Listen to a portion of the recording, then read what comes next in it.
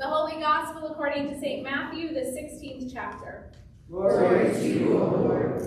Now when Jesus came into the district of Caesarea Philippi, he asked his disciples, "Who do people say that the Son of Man is?" And they said, "Some say John the Baptist, but others Elijah, and still others Jeremiah or one of the prophets." He said to them, "But who do you say that I am?" Simon Peter answered, "You are the Messiah, the Son of the living God." And Jesus answered him, "Blessed are you, Simon, son of Jonah, for flesh and blood has not revealed this to you, but my Father in heaven. And I tell you, you are Peter, and on this rock I will build my church, and the gates of Hades will not prevail against it. I will give you the keys of the kingdom of heaven, and whatever you bind on earth will be bound in heaven, and whatever you loose on earth will be loosed in heaven." Then he sternly ordered the disciples not to tell anyone that he was the Messiah. This is the gospel of the Lord. Praise to you, O Christ. So this morning's gospel reading centers on one of the key questions of our faith, right? Who is Jesus? When Jesus poses the question to his disciples, they prevaricate a little bit. Well, some say John the Baptist, others say Elijah, still others say Jeremiah or one of the prophets. None of them really want to commit to giving an answer. And so Jesus pushes them.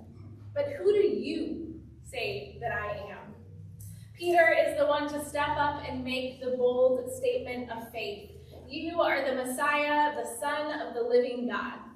And it's this move that leads Jesus to say, "Blessed are you, Simon, son of Jonah, for flesh and blood has not revealed this to you, but my Father in heaven.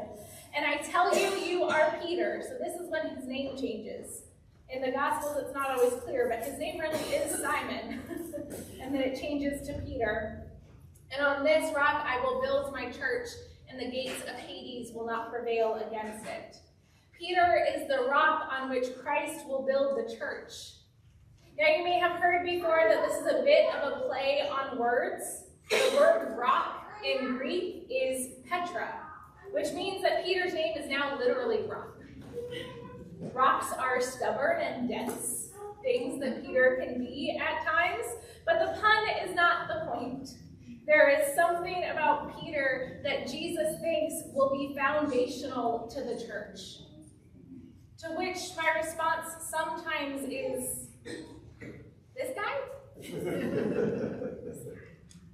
Because Peter is not exactly the paragon of devotion or faith, or frankly even intelligence sometimes throughout most of the Gospels. If we think about the stories where Peter is front and center, we might think about the Transfiguration, where Jesus is up on the mountain and Moses and Elijah appear, and Jesus says, "Cool, let's build tents and stay here forever."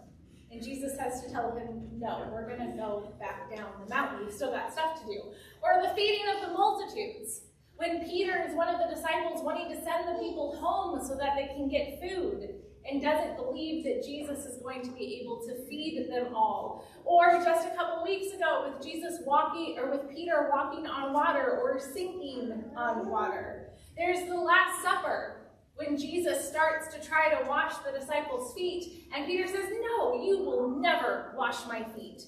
And Jesus says, "No, I have to wash your feet." And Peter says, "Okay, so not just my feet, but also my head and my hands." Classic Peter. Classic Peter. And then, of course, Peter denying Jesus 3 times. Peter makes mistakes. He makes some bad calls. He can be impulsive and rash. He is the person who is trying so hard to do everything right, to impress others, that invariably he takes things too far.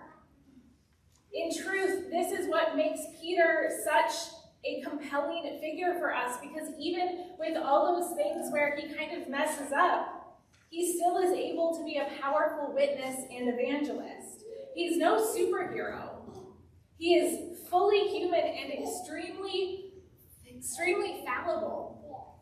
It's not so much that Peter is an example to be emulated, as he is evidence that God can do really great things through all kinds of people.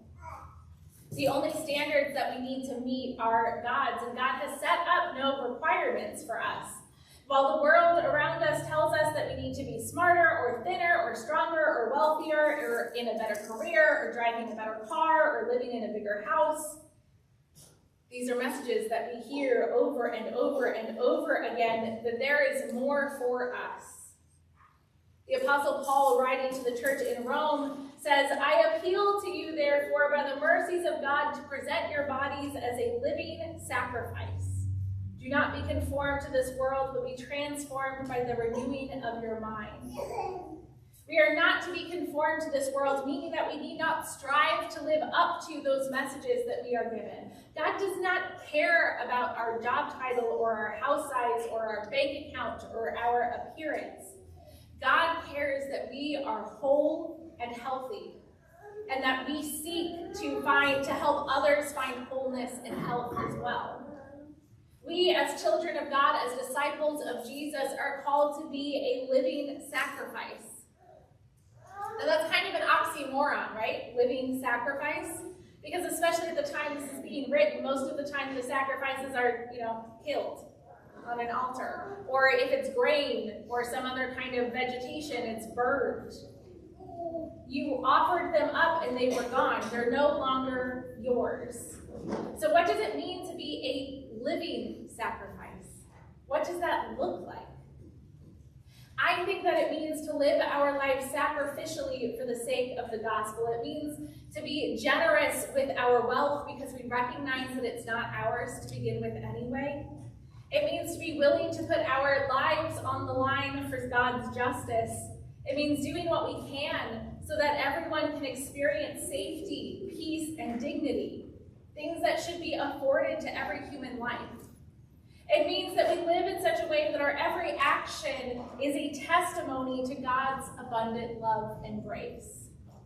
Peter, for all of his mistakes and foibles, he embodies being a living sacrifice. Although he doesn't always do the right thing or say the right thing at the right time, he is devoted to God. He leaves his life behind to follow Jesus. Even as he denies it, people on Good Friday recognize him as one who was with Jesus.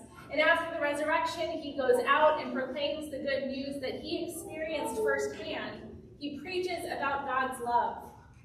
And he helps to organize the blossoming church to help widows and others on the margins. He lives out his faith in all that he does.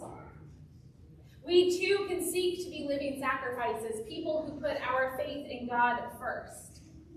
Now, some people hear this, that we put our faith in God first, and they think about really outward, visible, performative, really signs of their faith. Like making sure that a courthouse doesn't remove the 10 Commandments or arguing about prayer in school. But this is much more than that. Living out our faith every day means finding time to pray, whether it's in a group or in a quiet corner of your house or at a stoplight driving home from work, because you just need a minute to chat with God.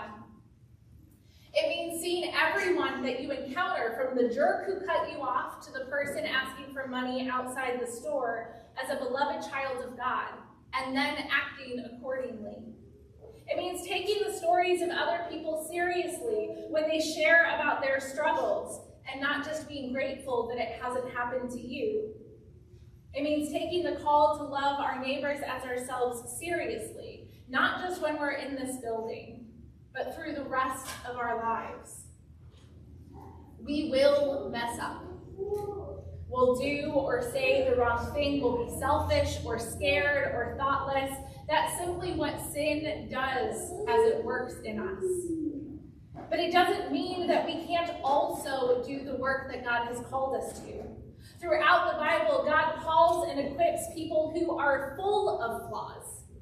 Sometimes it's where they were born, who they were born to, the circumstances around their life.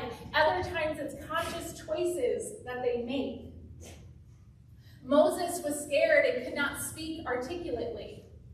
Jacob tricked his brother into giving away his inheritance and then ran away from the consequences.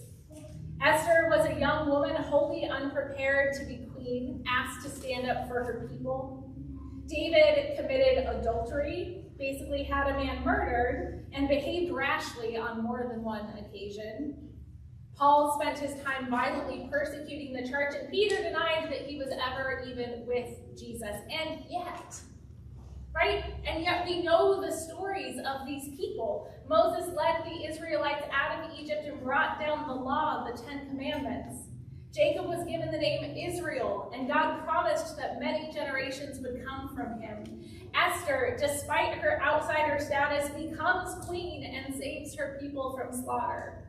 David, for all of his errors, solidified and established the Israelite nation.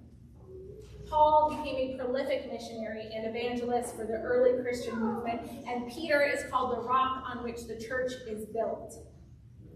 If God can work through even these people, if the stories of our faith lift up these individuals among so many more, as imperfect as they are, God can surely work through us as well. So let us be living sacrifices, rocks on whom the church can stand. Amen.